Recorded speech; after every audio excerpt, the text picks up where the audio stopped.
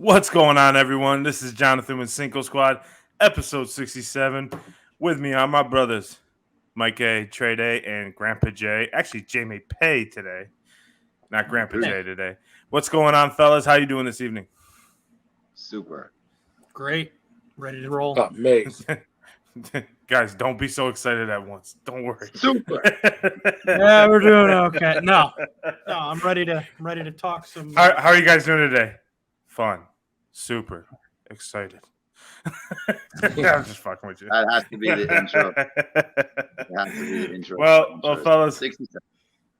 glad everyone's having a great week. We are excited for episode 67. Damn, I was thinking about that the other day. I was like, damn, we're at 67. I know, right? That's crazy. That's crazy, Wow. ain't it? It feels like episode 1 was like a couple weeks ago. Yeah, and we've come a long way. But I do want to give a shout out to all of our viewers for, we surpassed 403,000 viewers across all social platforms, including our shows, our clips, everything. So really thank you for all the support you guys have given us. We're really appreciative and, definitely continue to, show love and, we'll continue to show love back. So, it's been a great week of sports. We have so many going on. Sarcasm. What you guys been doing other than watching movies and stuff? Getting to know your family? Oh, I wow. met them, the most.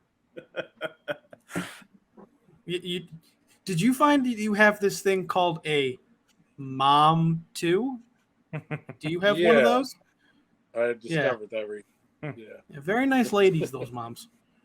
I came out of my office door like lights. I've John, been. we haven't been on the waters and adventuring as much as you have. Tell us about your adventure today. Yes, please. Yes. I'm actually not in my regular studio today. I'm at my parents' home in La Belle, Florida. We were out at the beach today, enjoying the heat. That is a heat wave down here in Florida. Heat index was close to 10, which doesn't sound like a lot, but it is hot. It was 91 on the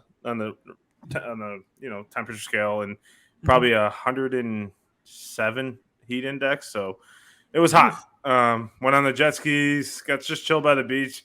It's awesome. I mean, there's nothing better than sitting there having a cold beer and watching the waves. I know that's Grandpa Jay's favorite thing to do. I texted him last Saturday saying, "Hey, come down to Siesta Key and come and enjoy it." But yeah, it's good to see my nieces. I haven't seen them in a long time, so it's good to catch up with them and see how much they've grown over the last year. I can't believe they're 14 years old. So, but it's been a great week so far. Can't wait for tomorrow. We're going airboat riding, so wish us luck. That's gonna be fun. Yeah, good luck. Good luck. Guider. Yeah, I'm excited to see that because that's what they show you. They on their website they show like that they slow down at certain areas, show you gators. Sometimes there's manatees in the water, so that would be cool for the girls to see that. My mom's gonna be freaking out, but we need a laugh or two. I say you take the positive reactions with the negative reactions. Of course. Well, Mike, I'm interested to hear what's in your cup this week. So, what is in your cup? Yes. Well, again, we another week where we don't have a cup per se. We have another can, but this time we went with a Mike's Harder Black Cherry. It's harder than it's ever been before. It's harder than it's ever been before. Mike is as hard as he can get. Right. Whoa. That's pretty good. So stupid. Content. Oh, that was great. No, that's actually pretty good. Is it? Moving it back to the actual drink, yes, that actually is very refreshing. How many? Like you've had probably every one of their flavors. I would assume at this point. Surprisingly, no. When I went to the store to get this, there's only I want to say there's only 3 I've had so far, and there was another 3 or 4 in the cooler at the store I went to. There's a mango one. I'm not really into mango, so I don't know if I'll ever try that. But I think I saw a watermelon one. That may be maybe next week. Maybe next week. We need Mike's Hard to sponsor us, and because you that's all the drinks you keep pulling out. Mike's Hard lemonade, Mike's Hard Mike Limeade. I got the limeade in the fridge. So come on, Mike's Hard. Just give us a sponsorship. Yeah, look at that. Mike DeSanto. My own flavor. My own flavor. Start building a can pyramid as your backdrop, bro. And just start like two-sided tape, and I'll just start sticking it to the wall. And then after maybe a year, it'll say "Sponsor me?" ? And yeah, exactly. That's actually good. We actually did that when I used to live at UT. The guys next to me, every time they drank a case of beer, they take the case and break it down and stick it against the wall. And when there's no wall, it came up on the roof this way. When there was no roof, I knew a few people that did that when John and I were going to Bonaventure. Jamie's bets of the week this week, everyone. He's back. Jamie, take it away. Let me get you on the big screen. Ladies and gentlemen, I know last week you guys didn't have a chance to pay the bills, so I'm gonna give you guys a chance this week. Here's what we're doing. Baseball's back. Coming off All-Star weekend, NL finally did their thing for the first time in a very long time. I saw an incredible stat during that game that said something along the lines of the NL had led in 5 of the last 136 innings or something of the All-Star game. I might be over-exaggerating it, but it was quite ridiculous. That's pretty crazy, right?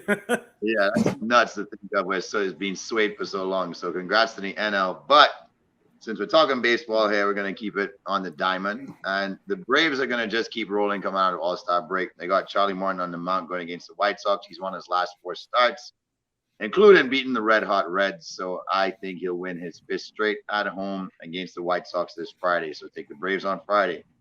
And then Shohei is going to be under the lights, Friday Night Lights. They'll be hosting the defending champ, Houston Astros. I think Shohei gets that win. He's been pretty remarkable at anything he's done. He is the ticket of all sports right now, I think. And he will win at Friday night at home. And then you have taken over to Scotland, go all the way across the pond, take out the Scottish Open. You got Stockstar Field over there in Scotland. You got 9 of the top 10 players in the world. So I like Tommy Fleetwood this week. Actually, wins are going to be hailing. I love his game. Schauffele won last year. Don't think he'll repeat this year. I think Fleetwood's in a great group. I think he's with Spieth, and I can't remember who else, but it's going to be a pretty awesome start to the tournament. I think Tommy jumps on things pretty early on at plus 2,000. Big money if you take him for $100. And then I got the tennis parlay happening over at the London Wimbledon Tennis Club. The dream final will happen in our favor. Djokovic will beat down Sinner, and Alcaraz will take care of business against Danila Medvedev, the 3rd-ranked player in the world.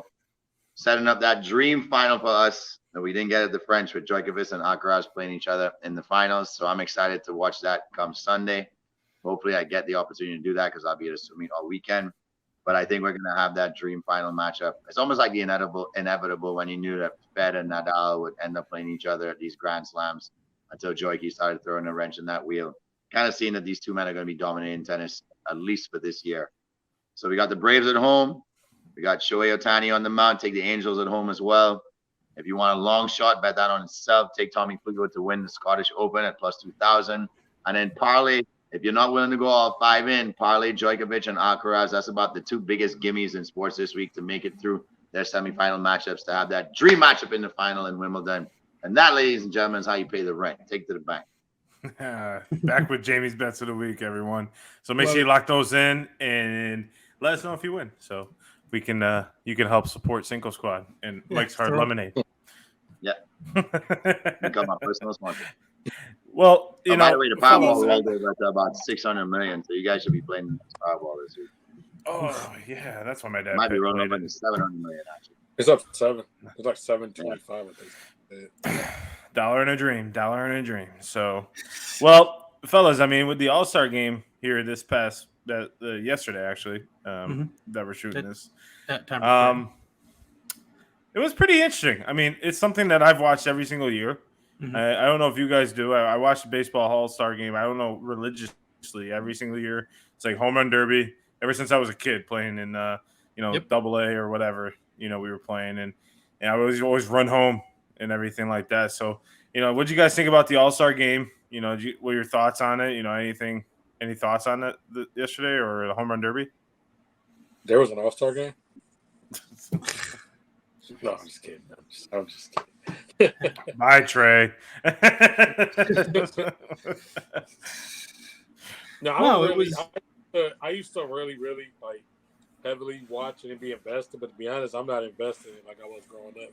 That was one of the things I used to look forward to as a kid with the home run derby and the All-Star game. But to be honest, it's just changed a lot because the baseball is more and more became regional, and as we said months ago on this show, it is hard to view a lot of the regular season. So I don't know all the same All Stars. I can name certain rosters from 1987 beginning to end, but can't name probably 7 people on every team in baseball, which says like a lot compared to what it used to be. So right. I don't know. Baseball has to do a better job at pushing these stars. Like Jamie just said a second ago, Otani's one of the biggest names in sports, or should be, but they're doing him an injustice. There's no way a guy should be able to be that good of a pitcher, that good of a hitter, and he's not a household name. He's supposed to be must-see TV every time he goes up. When Ichiro was out there, he came over, it was that way. And no offense to Ichiro, but all he did was hit. This dude's pitching and hitting. And I don't know. I just think baseball is dropping the ball there. I mean, I don't know. What do you feel, Mike? You're our resident baseball expert. Well, I don't know if I'd say baseball expert, but I appreciate that. I agree with you that I think they could do a much better job marketing these guys because I am still someone like John that, you know, I'm always ready for the home run derby and the All-Star game. That's a very exciting time of year for me around now, an All-Star break for MLB. And being that I follow baseball, so, you know, I would almost say like almost religiously, like it's my favorite sport. I know the names, but I can understand why people that don't necessarily pay attention as much don't even really know some of the stars anymore. Like Otani. Otani's not a household name. Julio Rodriguez should be a household name for what he's done the last 2 years, and he's not. So I think if you watched even if you go back and watch now and saw the home run derby in the All-Star game, I think it was a good example of the kind of next crop of really good stars in the league. So if the league would just market them better, I think they have the personalities and the players from which to market the next generation of the game. It's just they don't. So that's what I got. It's hard to market someone when you can't even watch the games. That is definitely. I had a conversation in my Eagles chat here the other day, and they're big Phillies fans, and they're like, "Well, you know," but one of the guys lives in Tampa, and he's like, "I tried to get the Rays game, you know, because they were playing the Phillies." He's like, "They're not on YouTube TV," and that's when I called him, and I was just like, "Yeah," and I sent him the video I sent him that got a bunch of views on TikTok, and he was just like, "Oh, I never realized that." I'm like, "Yeah, baseball does a horrible job in that aspect." And I'm gonna go on a rant again about that because it's terrible. If you can't watch your team, if teams can't go, you can easily go watch an NFL game. So it's easy to know who the Dallas Cowboys starting quarterback is, or who's the hottest team in football, because you can watch them every single week, at least 4 times a week.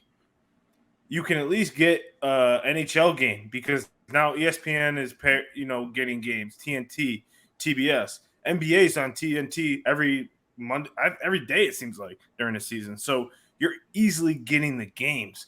It's just MLB. It's like you got to scratch and fight to try to find something. People aren't going to spend $130 for a yearly package, you know, and especially for someone like Mike, who if he were to go spend $130 right now and go get the MLB package, he couldn't watch it, or he'd have to listen to the opposing team's broadcast in order to hear the Yankees play. Because when I was in New York and had the MLB package, I couldn't watch any Yankee games on Yes Network. I had to watch it on the opposite broadcast.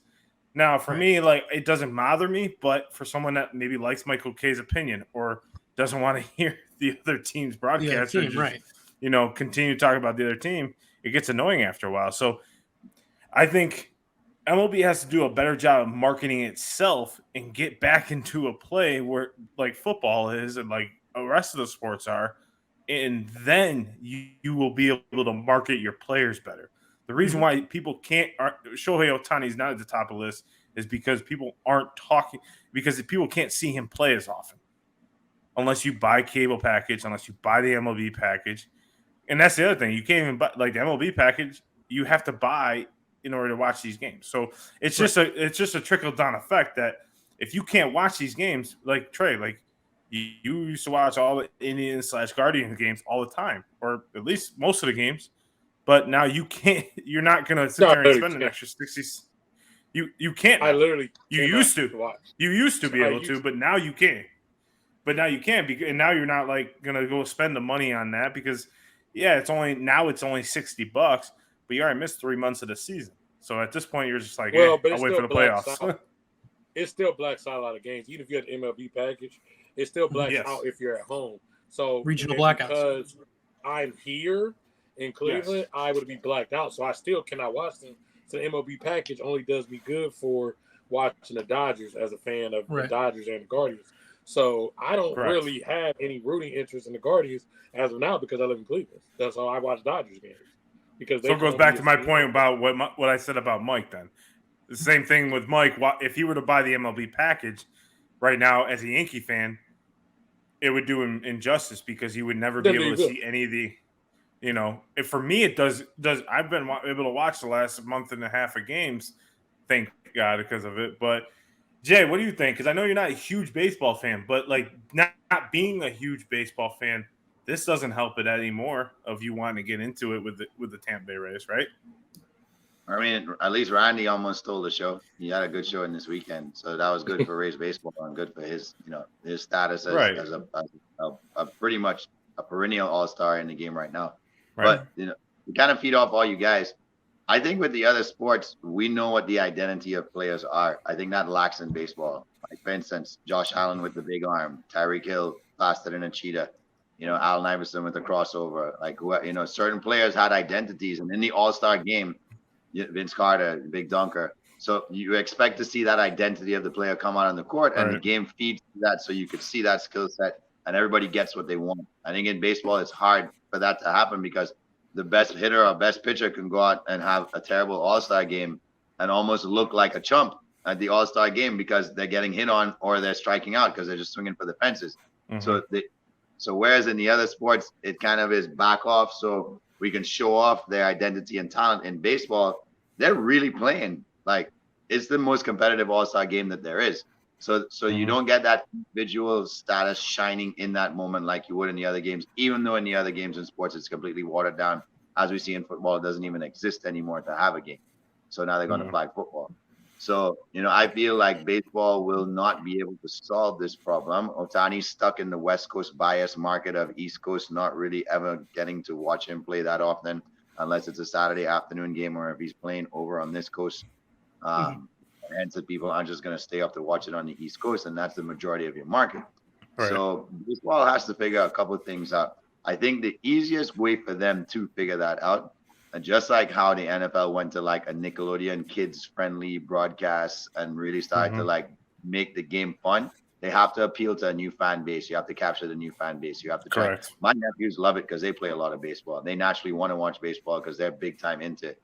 That's a very small niche of individuals that are playing travel baseball between 10 and 15 that are already loving the game and want to watch it. If you want to appeal to the masses, you have to find a way to make it fun. Put more mics on the players. Let them answer questions from the kids that are coming in from social media stuff. Have them do fun stuff off the field that shows their personality that kids and different people can appeal to. So they just have to make it. I know the game in itself is fun for the players because I think baseball is more of a game than every other sport. It stays a game. You're hitting a ball, you're catching a ball. Every other sport gets so technical and individual coaches for every single thing, and it takes the game into like this almost like microcosm of so much detail. It's not a game anymore. With baseball, I think you could make it a game, keep it a game, market it to the market it to the new kids, this new generation, and do a better job at making these players a household name. More on their fun-loving personality of the game than on their skill set. Yeah, I think that's outside of the game, right? So outside of the game, making that happen. But you also, the biggest problem is able to watch the games. A lot of people are cutting the cord. A lot of people are not able to watch their team play. And that is the biggest thing. Accessibility to the team is huge. If you don't, you have accessibility. Even if you have a streaming service, you have accessibility to players, to NFL, to NHL, to NBA, MLB. You don't have accessibility if you don't have cable. Right. that's just it. And a lot of people are cutting cable because cable is expensive, right? So I think accessibility to watch these people, and I think that's why we loved it and had so much fun with it when we were kids, because we had accessibility to it. We could watch, a game where Barry Bonds was playing and Mark McGuire was playing.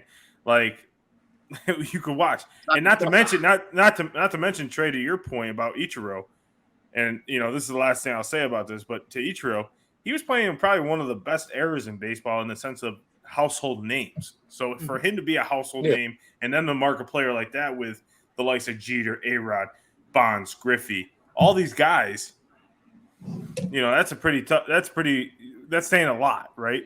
But I think read something that said Ichiro is so popular in Japan. All you had to do was write Ichiro if you were trying to send him any fan mail and be delivered straight to his house, because there was one Ichiro amongst 7,000 Ichiros in Japan. Right. Well, no, I think maybe 700,000. Well, as we talk about accessibility and move into our first topic of the week, which coach would you play for and why? And I'm gonna throw it down to Grandpa Jay. Which coach would you play for and why? I'm very interested to hear your answer because you have a variety of different sports in your life, so I'm interested to hear that. Yeah, I mean I grew up watching so many different sports. I could not put like my finger on one in particular because I kept jumping onto but that coach was amazing. That coach was amazing. That coach was amazing. So it was hard for me to say when I boil it down and say this is definitely who I would play for. But oddly enough, I said, let me take it back to football. And just because he was such a revolutionary person for the game of football, I would say probably Bill Walsh. And the reason why is I think that he was the kind of coach that not only challenged his coaches to be better by always bringing something new to the table, but he changed the game in a sense where he was thinking so far ahead of the game that I think I would want to play for a visionary, because that's what would keep me interested in getting better every single day, is because a visionary would kind of be at the head telling me, hey, you got to treat your career this way. Like, I know you're envisioning yourself having a good year now, but what can you envision yourself being? Like, who can you envision yourself being? I think he would have been the type of leader that would have brought out the absolute best in me to probably, if I had that kind of talent, lead me towards a Hall of Fame career. If I felt like I went in there with that kind of talent in a particular sport, football, having someone like that to really just fire me up every day, to want to put the work in every day, would have motivated me to give more than my absolute best. I would have left everything on the field for him. And most importantly, he would have kept sparking in between the ears. For me, I need a coach like that to really get in between my ears and make me feel like every day I'm thinking through the process and not just getting up and showing up. Okay. That's good choice. So I guess I'll go next. And the coach, I mean, I know Mike and I probably have the same guy, and I had a couple, right? So this is very tough. But the guy I would play for 100% every single day is Herb Brooks. As you guys know, that's my favorite movie. But it's also my favorite movie. I knew about him before the movie, obviously the 1980 team, but also the way he could send a message without sending a message was very meticulous. Like the strategy behind his thought process of how to handle a practice or a test he would give his players was just amazing. And it was just so smart. And I feel like I would have been the type of player he would have wanted on his team, because I wasn't the greatest, but I was willing to work. And that's what he wanted, was players that were willing to work, because he can coach. You may like God-given talent. You can't coach that, right? You can't coach God-given talent, but you can coach someone that works hard. You can mold someone. And, he was very hard-nosed to the T. And that's kind of like, I like that type of coaching style, because I was always taught that if like the coach is on you and like continue to like drive in your, beat on you and stuff like that means he cares about you. If he doesn't care, if he's not doing that, it means he doesn't care about you. So for me, like Herb Brooks always, idolized as the coach, and his coaching ways were like God to me. Like, and it was just, he's just a very incredible coach, an incredible person to learn from. And any player that he played for would say exactly that. So I would love to be, have one season, even if it was one season with him coaching me. because as a hockey player, I played for some great coaches, and my coach in my freshman year of midgets was probably closest one to like his type of style, and his name was Coach Mike Mackay, and he really like pushed me to the limit, but then like always had a reason behind it, and then would tell me the reason. So for him to be, when I saw the movie, it was like, oh, that's Coach Mike. Like, so I felt like I had that coach, and he took me to the next level by just caring, and that's why I think I would love to be coached by him. Trey? So for me, I think a coach is supposed to be a leader of men or women, whatever they're coaching. So for me, I look at like the leadership. Is the person going to make me a better person on or off the field, court, diamond, wherever? I feel like as my own self, my motivation would make me still a great player. But how is this person enhancing my life? So it's not necessarily the best coach, but the person I always have said, and John actually knows my answer is Herm Edwards. I've always admired Herm Edwards, the man. Like that is a man's man right there. He's going to come in, he's going to make you a better person. And even if you lose, you're going to at least come out of his program, whether it's at college or whether it's the NFL, you're going to come out a better person. And that's what a lot of coaching to me is about. I mean, Jamie can probably attest to this as a person who coaches you. Majority of people aren't going to make it pro. That you being a coach, what you can do is help someone at least become a better person, make sure that they can influence the next generation. And that's for me what Herm always did. That guy didn't win the Super Bowl or anything like that, but to me, he's winning the game of life, and that's why I always like admire Herm Edwards. So yeah, hands down for me would be Herm. But what about you, Mike? You play to win the game. Yes. So I always remember that about Herm Edwards. No, this was a very tough topic because there's going to all the sports that I played or wanted to play, and like the coaches that I always admired, within the sports. Herb Brooks was on the list of guys. If I could play hockey, if I could skate, which I can't, but if I could, I would love to play. That is a very important, integral part about playing hockey is skating. I love that's not to cut you off, but that's the best part. I always tell people, I played hockey for 20 something years. They're like, oh, I wish I could have. If I could have played hockey if I knew how to skate. I'm like, yeah, that's usually the first thing that you learn. Sorry, Mike. Go ahead. I could have played basketball if I knew how to dribble a basketball. But do right. Goes rookie body though. So. Yeah. Or sorry, Mike. I can key it in. Dribble. He's an NBA. That's true. You know what happened? You know when I learned how to be a good swimmer? When I learned how to swim. There you go. No, Herb would definitely be on the list. One name that came up in my head that I thought Jamie might say was Bob Bowman, who was Phelps's coach forever. Like from the time he was I think 5, he coached him. But being such a big baseball fan, being someone that always loved to play baseball first, like that was my, said it a million times, it's my first love of sports is baseball. I would say that the one I'd want to play for is Joe Torre. Because being a Yankee fan, first and foremost, being that he, coached them, managed them to so many titles and so much success. But also, if you go back and listen, and I would honestly suggest, baseball fan or not, go back and listen to some interviews with Joe Torre about the game and about his approach and stuff like that. Very much at the foundation and root of him as a player when he played, a coach when he was a coach, and then a manager ultimately, is that he's just a kid from Brooklyn that loves the game of baseball. I mean, still like that. I mean, he's he's in his 80s, and he's still has that love for baseball as just being a kid that used to listen to the Dodgers and the Giants and the Yankees on the radio back in Brooklyn. And so that's big for me, is having that. Because I agree with you guys, all the points you made about what makes a good coach and a coach that I'd want to play for. And so on top of all that, which I think Torre has all that, is just the love of the game.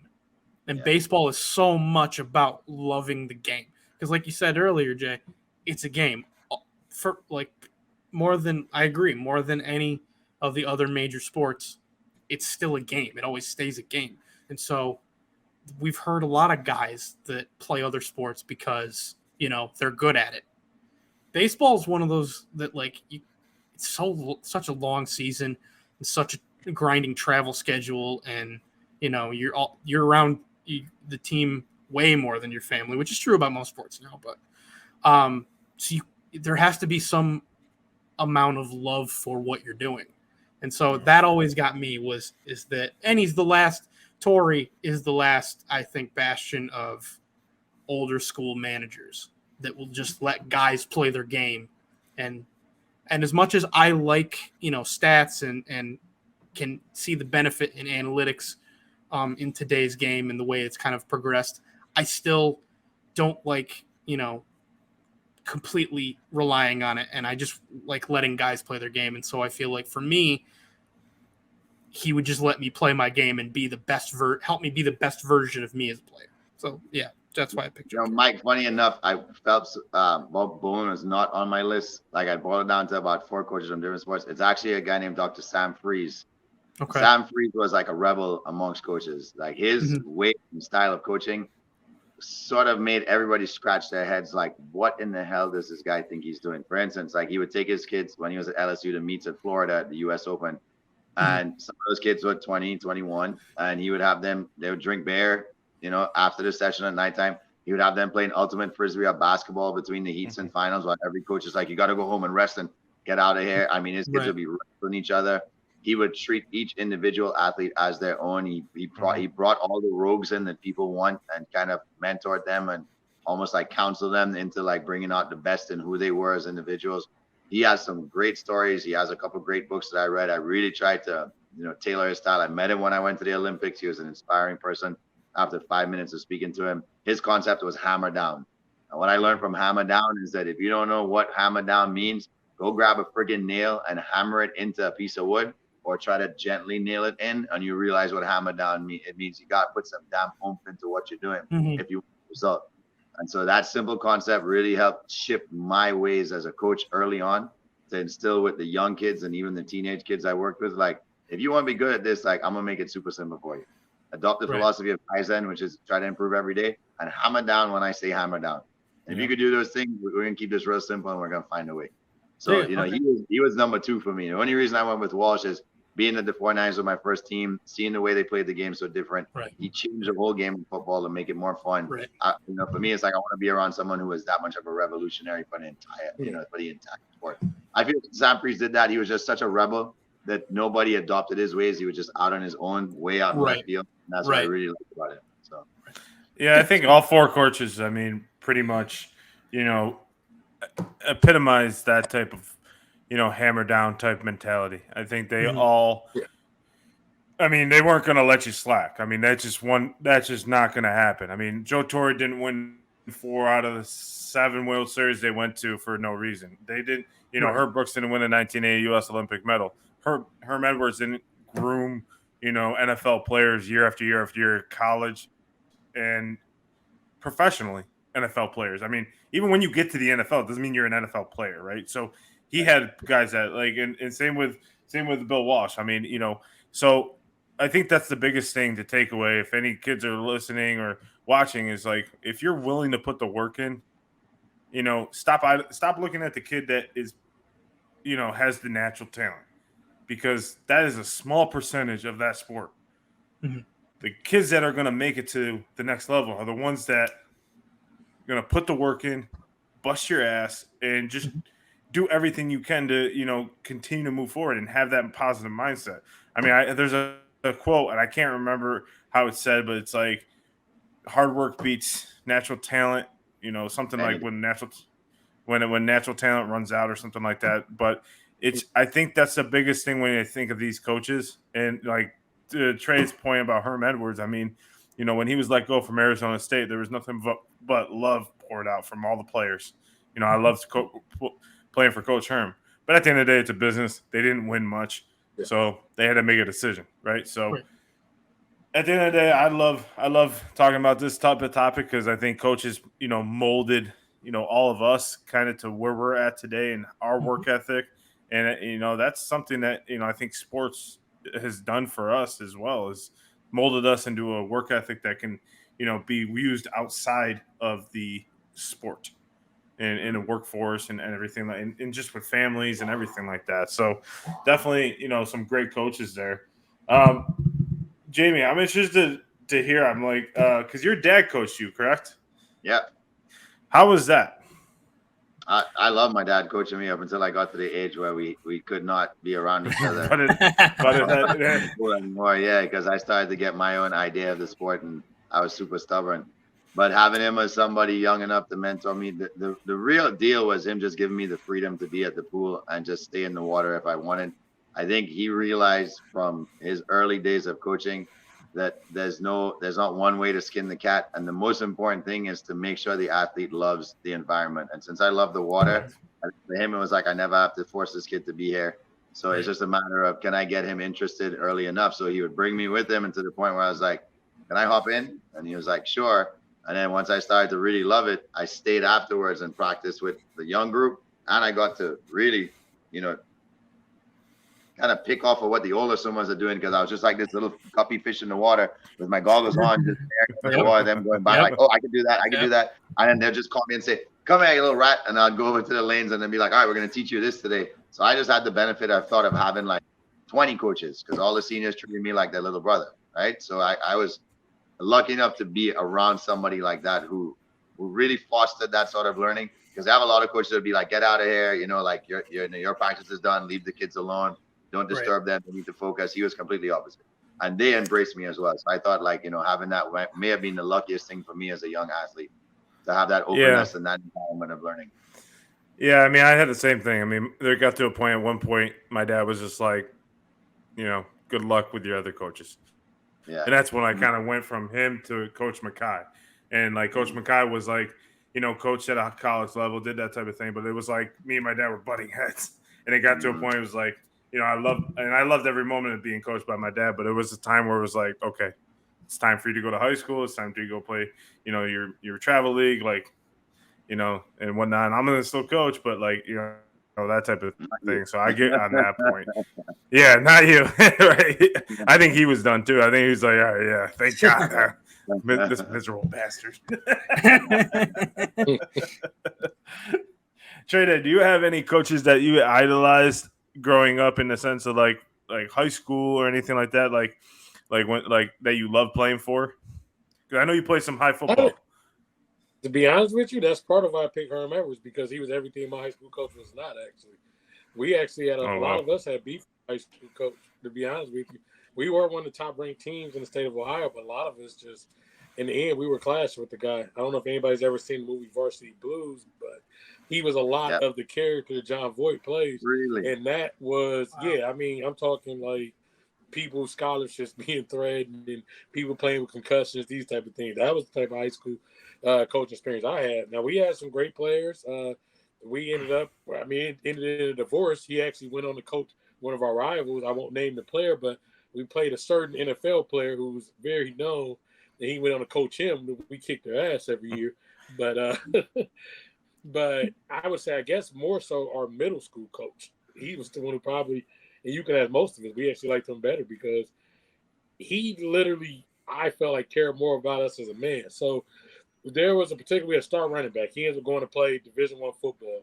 But the kid, I'm going to say kid, like we weren't the same age, but basically our buddy here, to be eligible, you just need to think like a 2.0. But this kid was smart.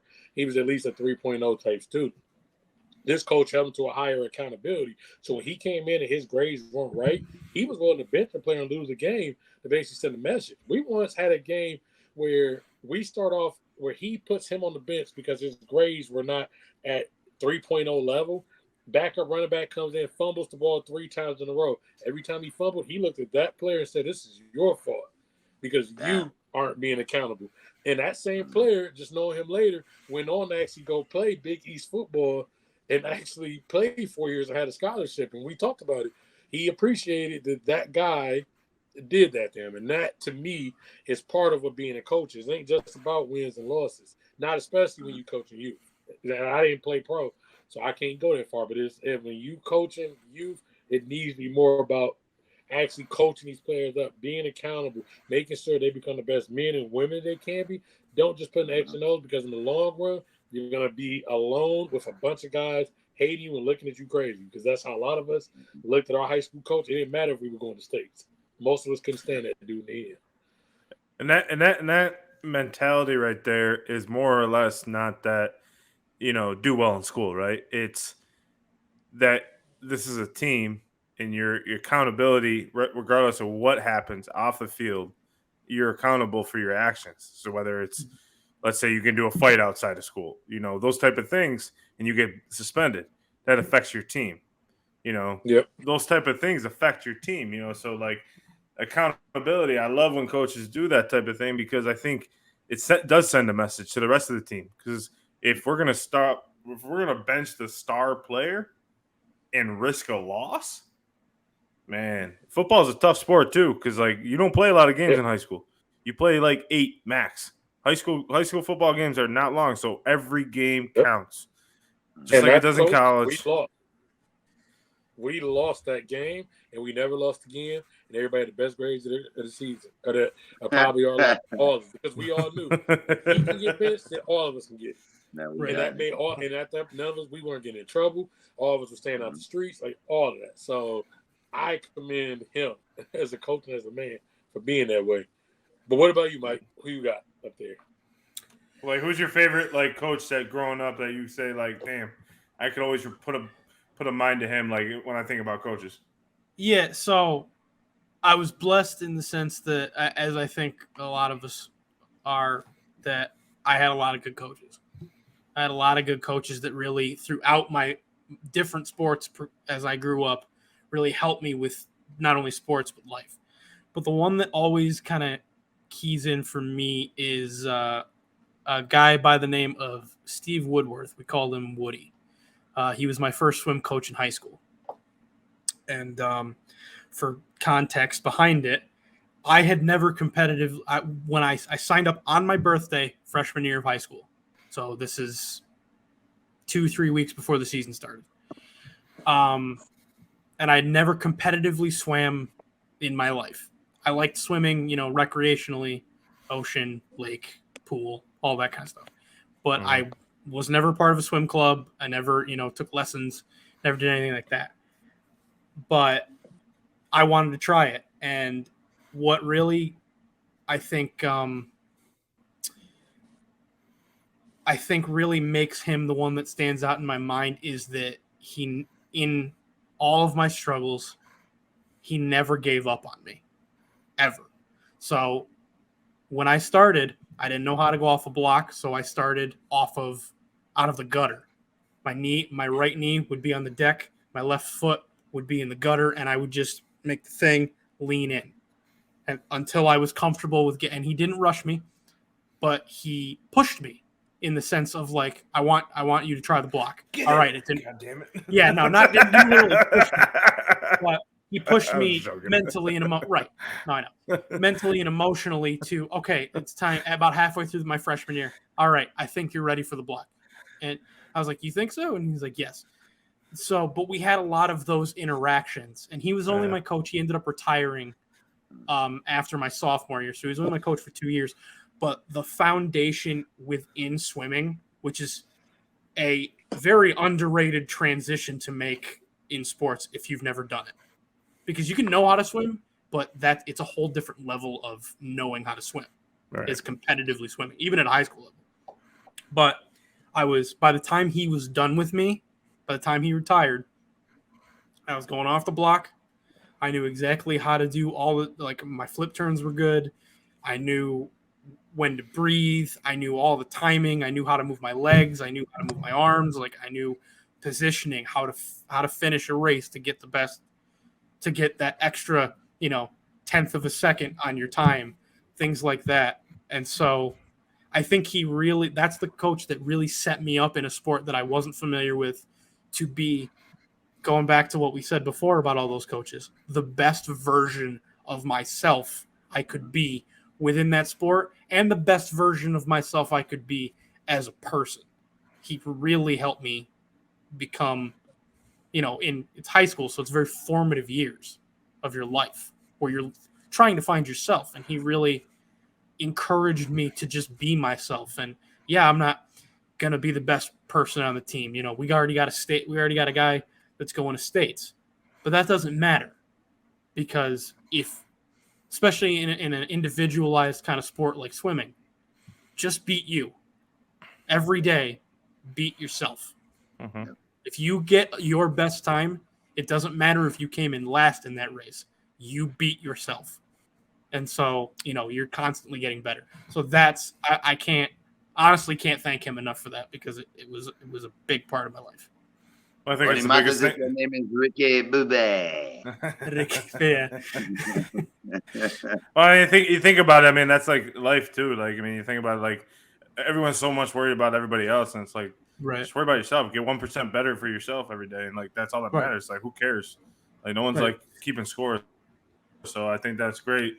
And with having a great voice, of all of us having a great voice, I mean, we had a great voice in the world of sports as it is and whatnot. So I mean, thinking about it, like, who is the greatest sportscaster ever that was a voice for you guys growing up? Trey Day. And I'm gonna count him as a sportscaster for me. And ironically, we are just getting done with the ESPYs. Mine would be Stuart Scott. That is the person who, for me, just it was special when Stuart was there because Stuart was you don't got people. It wasn't too many sportscasters, especially not too many black sportscasters that were out. So to actually watch a guy who was out, he was still very polished, but he still gave you just certain slang where it went to booyah, cool like the other side of the pillow, things like that. These are things I just heard in a barbershop, and I'm like, oh, this dude's on TV and he's talking like that, but he's still buttoned up, he's still professional, he clearly knows what he's talking about. Everybody respects the guy. You only heard good things about him. So if he was on SportsCenter anytime, I was stopping. I ain't care if I sometimes I watch SportsCenter 2 or 3 times in a row just to sit there and watch that dude just hone on his craft. So I loved watching him. Like, I mean, that was like to me to go to air a SportsCenter when he was still there. Dan Patrick was there with him. Van Pelt still there with Van Pelt. Mm-hmm. All those guys, like, that was the golden era of SportsCenter. Now, I mean, I could take a lead SportsCenter, but watching Stewart do what he did, it was cool. Just that, like he said, he's cool like the other side of the pillow. But what about for you, Jay? Who you got? You brought up some great names there. I'm still a big Dan Patrick fan right now. Growing up, Harry Carey was a main staple for me, like in terms of someone from the Caribbean. Like I told you guys many times on the show, that really made baseball an appealing thing to me. So his voice is just something I associate with baseball for my entire life, and just the way he made the whole 7th stretch fun. But the voice of all voices to me is really Marv Albert, because those were the best days of basketball. When he tuned into basketball and he said, "Welcome here in the Gardens here, another matchup between the Bulls and the New York Knicks." Like, he just had the most classic of introductions and ways of welcoming you into the arena itself, and then really knowing how to allow others to shine around him. And just, same thing with the spectacular move. Like, he had, the same sort of like, burst of like energy in certain things he would say. And you could tell how passionate he was calling the game. This guy loves the game of basketball. He truly loved the game of basketball. So that just brings me back to the great days of 90s basketball that I was just absolutely in love with. And his voice, as soon as I heard it, it's like I was in my happy place. Like, yes, the game's about to start. And so it just brought me back to good times every time I think about his voice. Michael, he's one. Just on a side note, he's one of those. Like, he's one of those sportscasters that you always like kind of like got happy when you watch the game. Like, thank God. Like for me, it's like, okay, like Stuart Scott, like the same thing. Like, he kind of like evolutionized sports in the sense, because ESPN was supposed to be the creme de la creme. And it was supposed to be like, okay, like, we can't do all this type of booyah on the air. We can't talk like this on the air. And he kind of like evolutionized that. Now everyone's doing it. Everyone's having their own slang and everything. It's cool. It makes it like fun. So, Mike, what is yours? Sorry, didn't mean to cut you off. You're good. Miller for 3. Yes. Mike, it is not, contrary to popular belief, it is not Mike Breen.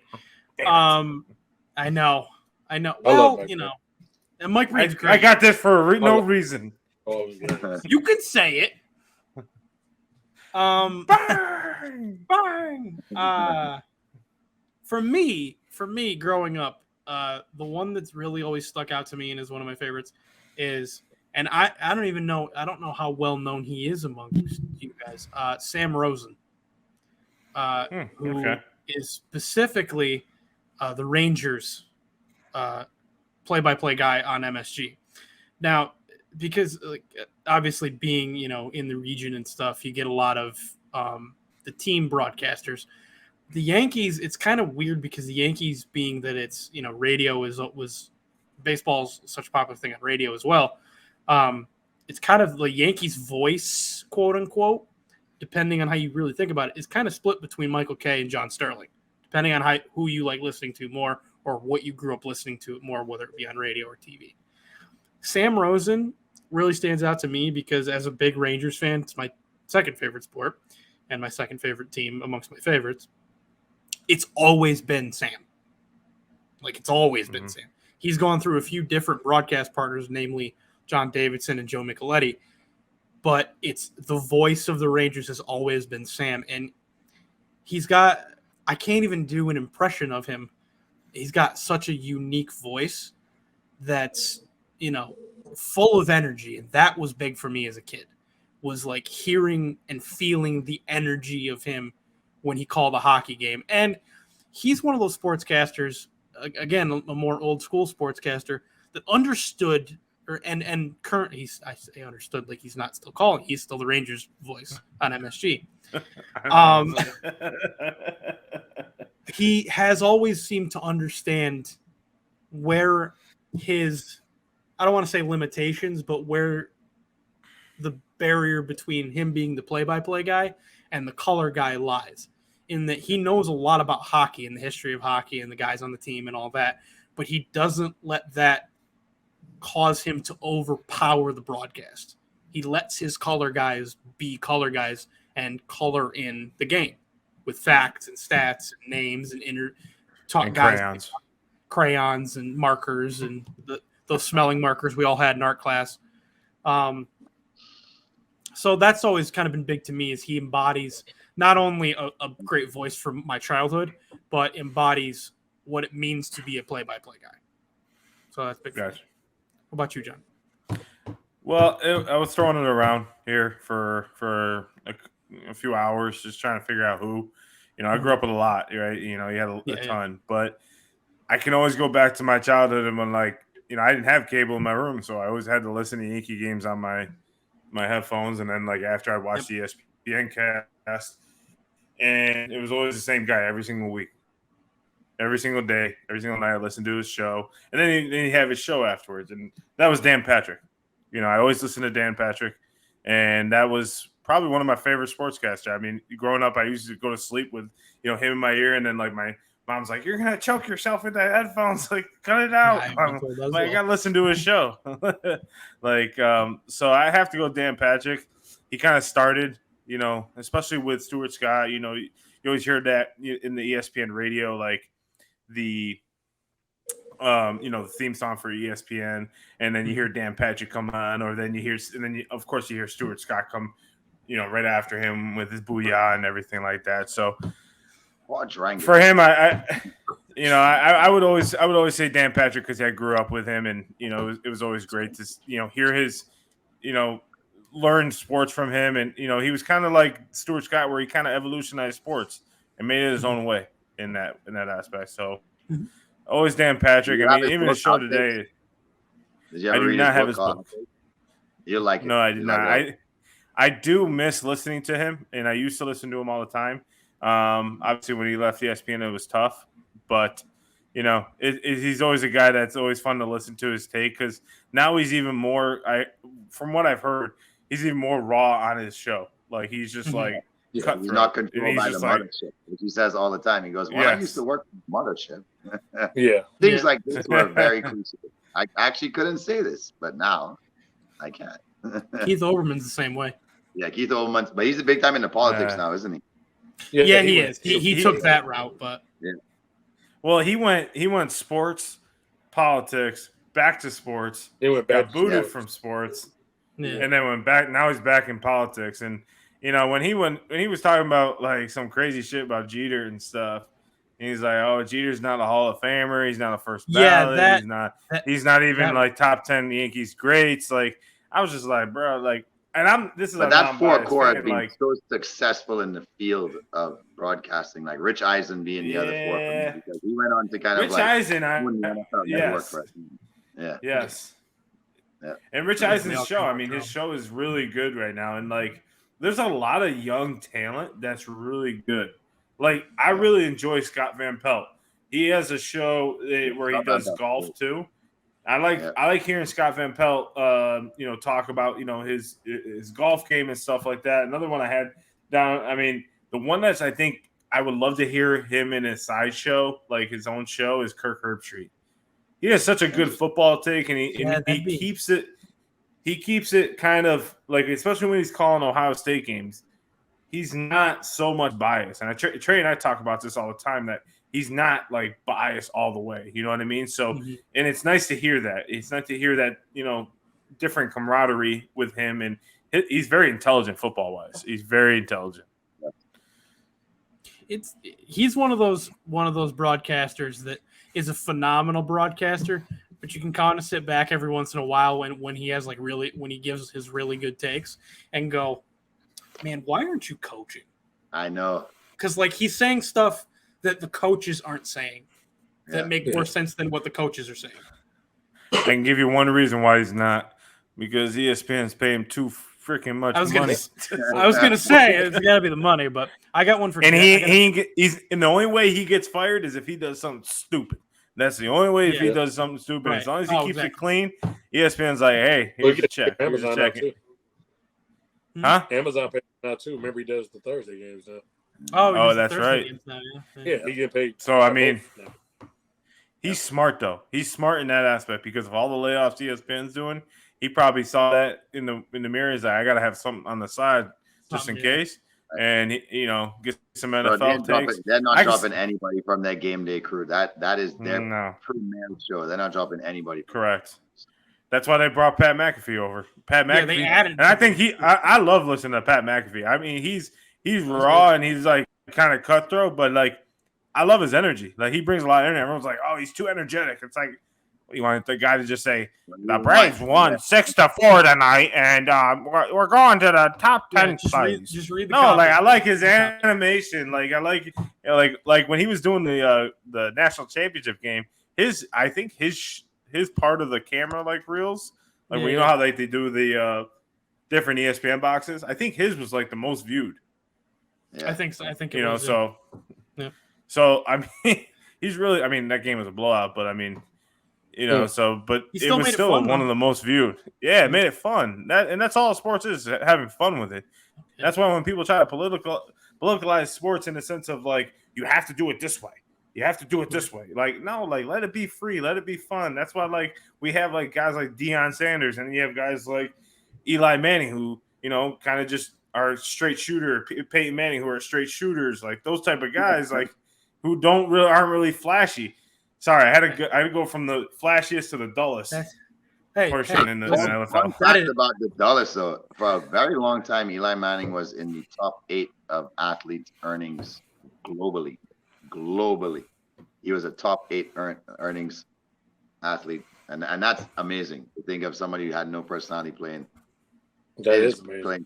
Listen, no, you're not referring to him. You're not referring to him He's correctly. The dullest. That's 2-time Super Bowl champion and 2-time Super Bowl MVP, Eli Manning. Thank you. Yes. And future NFL Hall of Fame. Non-deserving of both of those MVPs. But we'll save that for very blunt. Yeah, we'll save that for another day. I don't want to give. We'll say that for I another. was gonna say I had a quick name for you. Yeah. Rowdy Gaines. For me? Oh, cool. No, for Jay. Rowdy Gaines. Rowdy, bro, this guy gets so excited. He'll be calling a swim. Bro, he calls a swim meet, and like anytime someone's on the world record and they turn with 1 lap to go, if they're under the world record, he'd be like, "Oh, they're 0.6 below the world record." Like he starts losing his voice, and he goes insane in the middle of the TV. Don't matter. Like, the guy goes literally. Look up any NBC broadcast of an Olympic swim event, he's the one yelling. Yeah. But he And he knows everything, right? So he'll be like, I knew Rebecca Stoney was coming in here in great shape, but oh my goodness, 1.6 seconds under the world record. She's going to destroy it. Look at that line, right? And the guy just like, he's big on the line. He's big on the world record line. So the guy's nutting himself over this. Yeah.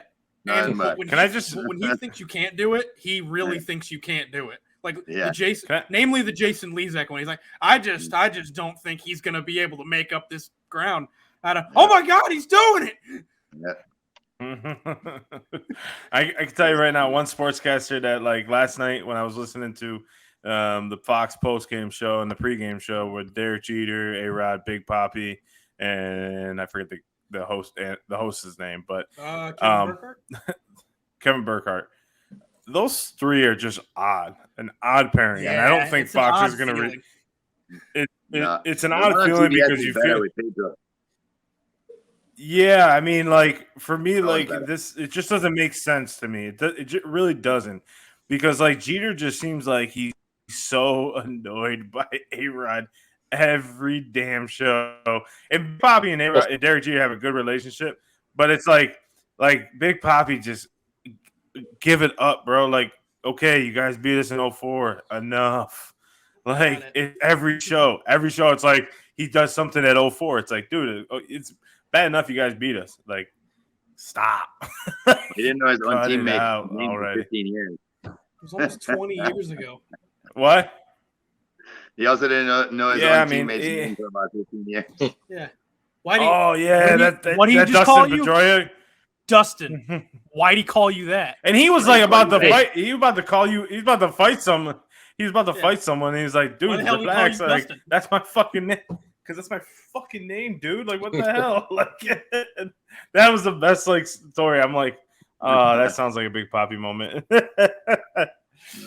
But speaking of moments, we have to getting back to our biggest moment of our show. Yes, sir. Let's throw it over to Jamie with Stump the Squad. Yeah, boy, ladies and gentlemen, thank you guys so much for joining us this evening. This is our favorite time in the show where we just pretend we don't know everything in sports so you can feel good about yourself. Stump the Squad comprises of each one of us asking a question from any era in sports from any time period, talking as far back as the 1800s when Mikey's in the mood. If you get it right, you get 2 points. If you get it wrong, you get -2 points. Person with the most points at the end of Stump the Squad gets the rant of the week. And I'm excited this week to see who's going to be the winner. I'd like Mr. Jonathan Sawyer in the middle to go ahead and ask us his stump question of the night first. Let's get it. Let's get it. Thank God. All right. So since the All-Star game just happened, how many All-Star selections did Hank Aaron receive? 21, 20, 25, or 23? 20. How many did he receive? Yeah, 23. Mike and Jamie say 23. Trey? 21. 21. Trey says 21. 21. And I have successfully stumped the squad. 25. It is 25 because in I have it right here. Between 1959 and 1962, MLB had 2 All-Star games each season. So he received 25 selections in his 23-year career. I knew his career. That's why I just went straight with it. So. Yep. Let's get it. All right. All right. Trey Day, go ahead. Okay, so we are in the fun part of the NBA season. We have NBA Summer League. I know. So, in the Summer League, they have the Vegas Summer League, Sacramento Summer League, a whole bunch of other places. Mainly, everybody cares about Vegas. So, for the sake of this discussion, we will be discussing the 2012 Vegas Summer League. Now, a relevant player in that Summer League was Damian Lillard. Damian Lillard, of course, on the trading block. Damian Lillard was the Summer League MVP, but that year there was a co-MVP, so he actually shared his MVP that year for Summer League MVP of Vegas. Who did he share his Summer League MVP with? Jimmy Butler, Kendall Marshall, Ed Davis, or Josh Selby? Say the names again, please. Jimmy Butler, Kendall Marshall, Ed Davis, or Josh Selby? Kendall Marshall. Who's the fourth name? Josh Selby. Josh Shelby. Josh Shelby. That's what I'm going with. Jay, Jimmy I didn't get was- your answer. I know Oh, Jimmy you was didn't. before him. Shelby was. And which Martin was it? So No, we have Mark. Jimmy Butler, Kendall Marshall, Ed Davis, Josh Shelby.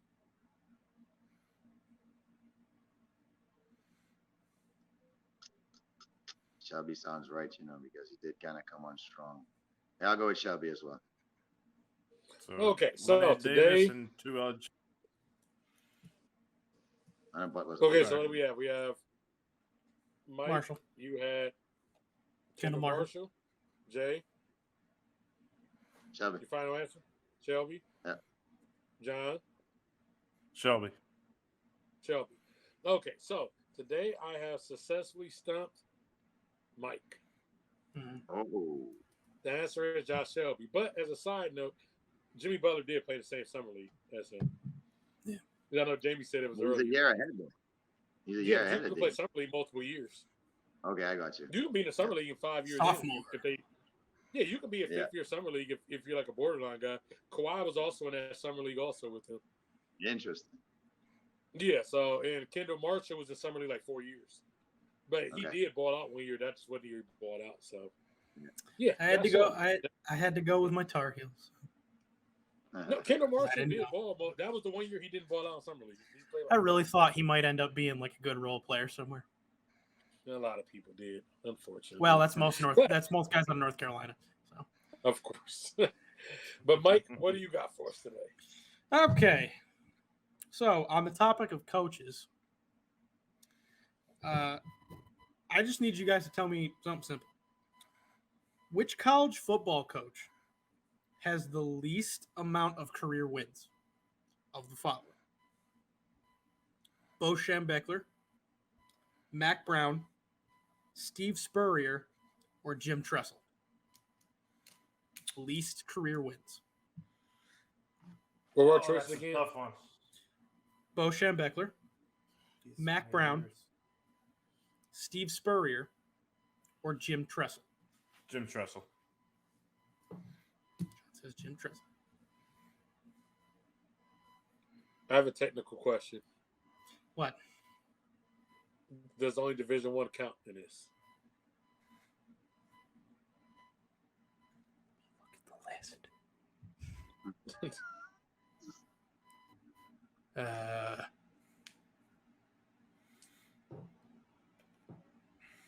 I do not believe so. I believe it is all of their coaching careers, as long as they were head coach. Okay. I'm gonna go with Spurrier because even though he didn't coach for too long, and a lot of his conference years where they won, they had multiple losses because the SEC was beating up on each other. So I'll go with Spurrier. Yeah, I'm going Spurrier. So we got a Tressel and 2 Spurriers. See. Yeah. This week I have successfully stumped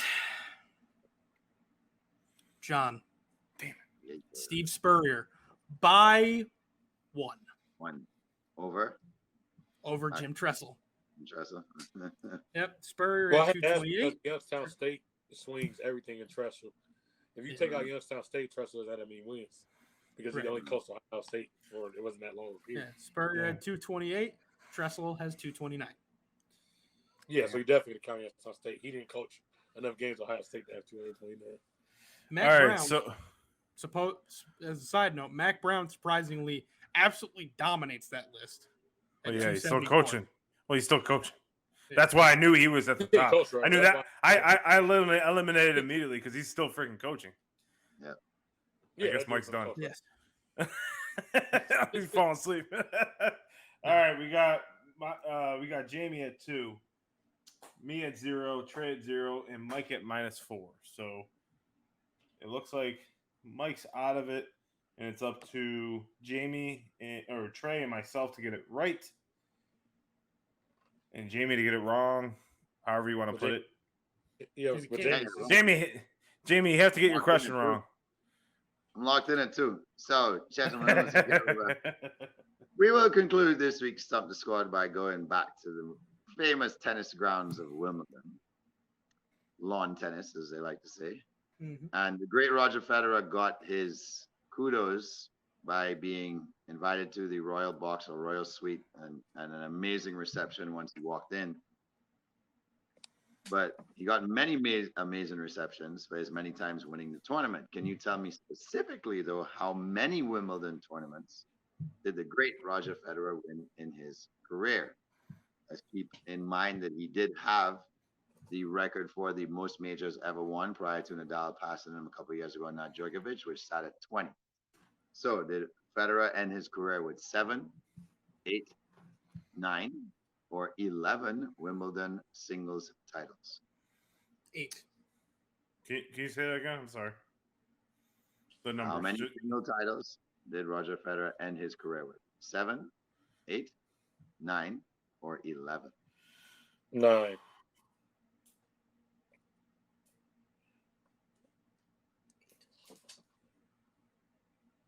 Notice Mike, how go I'm to like, seven this weekend, Mike. I was saying, Not- notice how Mike, I'm fucking avoiding. 7. Yeah.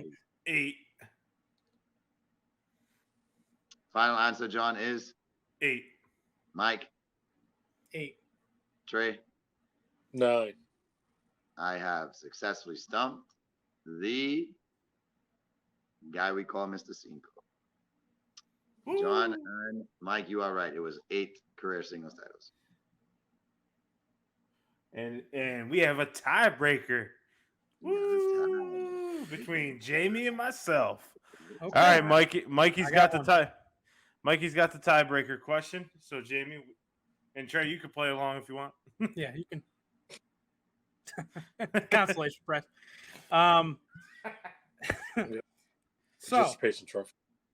on the topic of coaching wins, as you now know, the list that I am addressing is all college football, NAIA, NCAA, all levels of either, right? So I just need you guys to tell me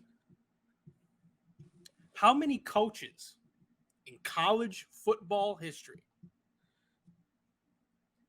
have over 400 wins? 2. He says 2. 3. Trey says 3. How many Final coaches answer. have The coach that How many got coaches in college football history at all levels combined have over 1. 400 career wins? Uno? You just All said right. 3. No, I did not. I didn't I say said anything. No, Trey I said said- 3. I'm playing participation trophy. Well, we're going by Price's Right rules, gentlemen. And Trey, it's a shame you weren't involved because you would have been correct. It is Oh, I knew 3. that. I Therefore, did actually know. the winner this week is Jamie. Actually, real quick before Jamie goes, Boy. is it Eddie Robinson, Joe Paterno, Bowden? It is not. It is Eddie Robinson and Joe Paterno. However, there is an unknown, well, somewhat unknown, I think, coach to most people by the name of John Gagliardi, Oh, okay. who is the I knew Eddie all-time Robinson. winner. Question. Eddie Robinson, Question. rambling coach. Yes. On a technicality, Yes. is Joe Paterno still considered because of everything? Did he get his wins taken away? Updated through the 2022 season, the list I have has Paterno still over 400. Oh, They okay. still I didn't know if dropped they him did. enough. Now, They he took may some- be, still, he has so many that it's still he has so many. He's probably supposed to be the all-time leader total. He is. Oh, supposed to okay. Yeah. But Okay. Bowden, by the way, Trey, came in just short at 377. I knew he was close. Well, this, Those So two had he go back. coached like a couple more years. This week's winner is Grandpa Jay again. Grandpa Jay, you're on a hot streak here over the last month and a half. Getting some wins in there, getting some dubs. Take it away for your rant of the week. All I had to do was answer one right question, and then the dominoes start falling in the right direction. You've been crushing it, I'm bro. gonna- Like I'm you went gonna from give this one- you you went from like answering everything wrong to like now getting everything right. There's no middle ground. No middle ground here. Go for it. I'm gonna keep this one a little close to home and keep it local. We will be traveling to Fort Myers this weekend to participate in the Florida Summer Age Group Championship. That's for kids 14 and under. Primarily, you're gonna have kids 9 years old qualifying for the 10 and under category, so kids 9 to 14. My rant really has to extend to parents needing to understand that at this level of any kid's playing career, no matter the sport, the main objective is for them to find ways to make it a fun experience. I see it way too often that I almost have to become the kid's counselor more than their coach heading into big swim meets or championship meets because all of a sudden everything seems to be crumbling and their world seems to be falling apart and there's nothing they can do right. And the kind of coach that I have been over my career, as well as the people that have been on deck with me, do not preach perfection, do not preach anything to do with having to do anything or perform at any level at this age. If the kid is not in a good headspace, you are probably not going to get that best performance. That is why in any sport, it takes a triangle. It takes a village to raise an Olympian. It takes the basic triangle to keep the kid interested to where they can even sniff that potential. And that triangle is very simple. At the base of the triangle is the coach on one side and the parents or guardians on the other that uphold everything of the athlete who is the peak of that triangle because the base will always support the peak. And if one part of the base goes, then the unstable triangle may fall to one side or the other. I will not sit here and ever say that coaches are not in some ways to be held accountable based on how much pressure they put on young athletes. I can only speak for myself. And even though it is a two-way street between coaches and parents and people need to make sure they understand the role they're playing in a young kid's life, the kids also have to be able to stand up for themselves. So my message to any kid that's looking at this is find your voice early as an athlete. Understand that everything is outside noise, especially sometimes your coach and parents who you're supposed to trust with everything. You just have to trust that you put the work in. You've done everything that it takes up to this point, and your teammates are the ones you can lean on because they're the ones that have literally been through it with you, through all the thick and thins of the agonies and the wins and defeats and whatever has come in practice. So they know you best as that athlete, maybe as much as you know yourself. Lean on your teammates, look in the mirror and say to yourself, I freaking got this. This is my opportunity to just go have some fun and race or whatever it is you're doing in your sport. And I guarantee you that with a loose mind and a relaxed body, amazing results will come. You will have certain setbacks because that's what growing pains actually means. But will you grow from the pain is the main question you have to ask yourself. And the answer is yes, if you learn the lesson. Awesome. Yeah, and that's a really good point. I mean, because Yes. a lot of parents, try to ultimately. It's weird. It's like there's what I see from parents is like there's not a happy balance, right? Right. There's always over excessive parent or the parent that's maybe always putting their kid down, saying you need to do better, those type of things. There's no middle ground, right? So you gotta have that constructive criticism, give your kid a voice, and ultimately make sure that your kid is, having a good mindset going into the race, like not beating them up. The time to and you can correct me if I'm wrong, but the time to criticize their swim and their practice is not right before a race because that's all that they're going to think about when they dive into the pool, when they do their race. The thing to tell them is basically, this is what, you got this. You're going to do great. Work your butt off, like positive affirmations, positive. Then after the meet, say, yeah, well, I noticed in practice that you did X, Y, Z. Maybe we could work with Coach Jay.